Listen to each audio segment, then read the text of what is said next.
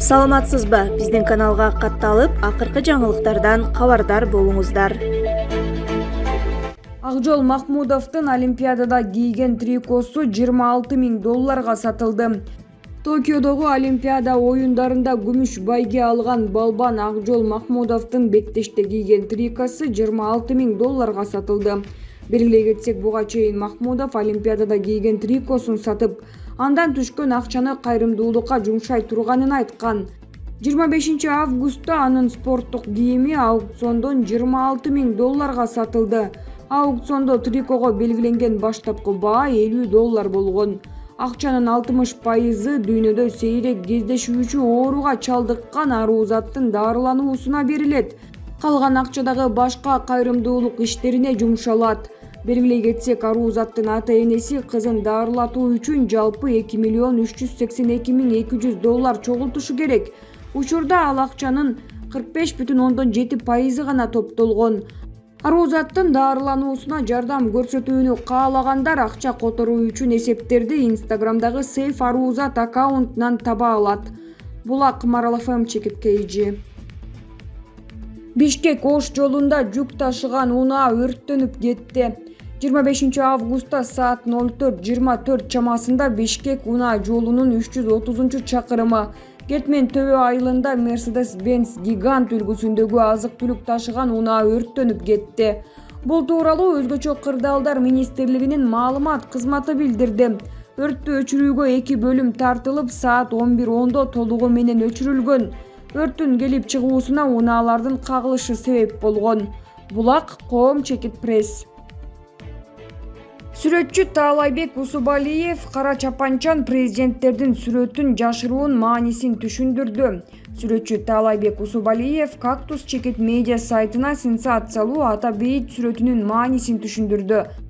Сүрөтчүнүн айтымында ал сүрөттө оң маанини койгон. Бардык президенттерди бир сүрөттө чагылдыргандыктан аларды өлкөнүн келечеги үчүн биримдикке жана тынчтыкка чакыргысы келген. Ата бейит ар бир кыргыз жараны үчүн ыйык жер. Мен кыргыздарга тарыхыбызды, биздин ата-бабаларыбыз республика үчүн кантип күрөшкөнүн эстетүү үчүн ушул жерди сүрөттөөнү чечтим деген. Бардык президенттер биздин өлкө үчүн жооптуу экенин жана Кыргызстандын келечеги үчүн биригиши керектигин эске салуу үчүн бир сүрөттө чагылдырылган.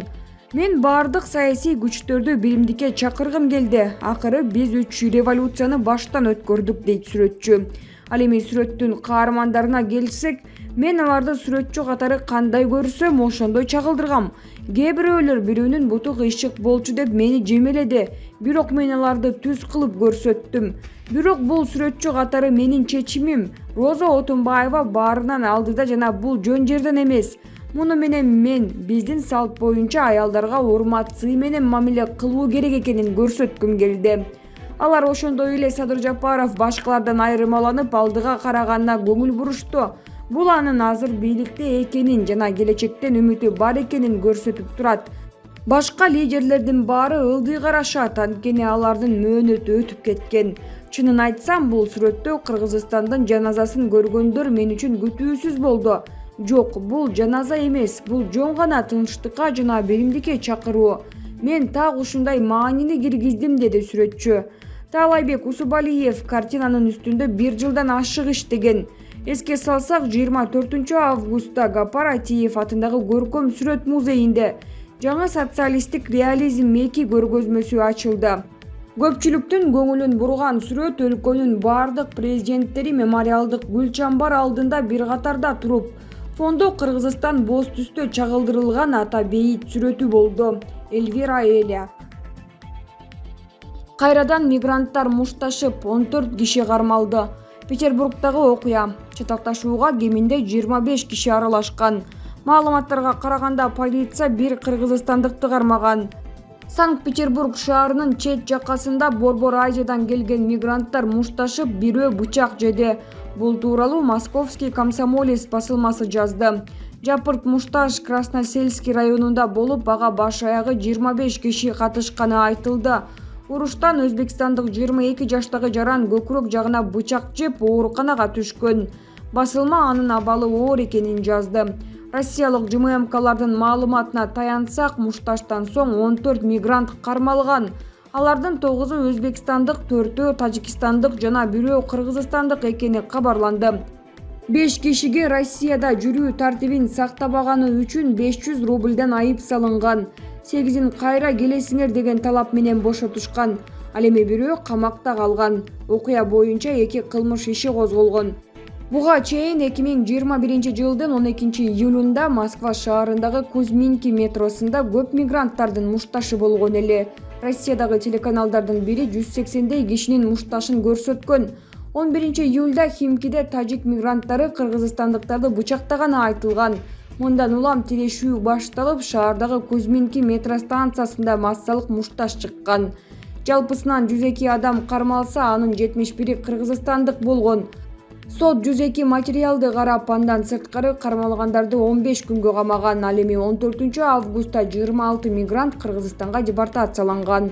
Кыргыз Республикасынын Ички иштер министрлигинин Россия Федерациясындагы өкүлчүлүгү мигранттарга кайрылып, мекендештерди Россиянын аймагында улуттук маселелерге тиешелүү жалган билдирүүлөрдү таратпоого жана бул өлкөнүн мыйзамдарын так аткарууга чакырган. Булак Спутник чекиткейи.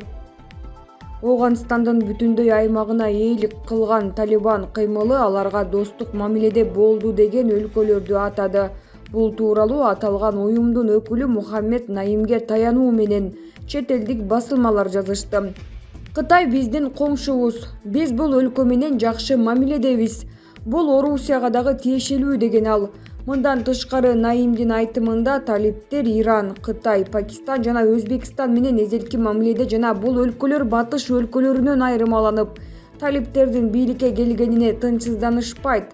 Биз Оганстанга коңшу өлкөлөр менен мамиле түзүп, ар дайым байланыштабыз жана алардын өнүгүшүн каалайбыз деп кошумчалаган Талибан кыймылынын өкүлү.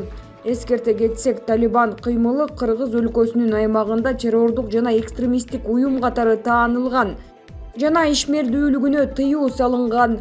Булак супер чекиткейи. Рахмон, Оганстан жарандык согуш коркунучу алдында турат.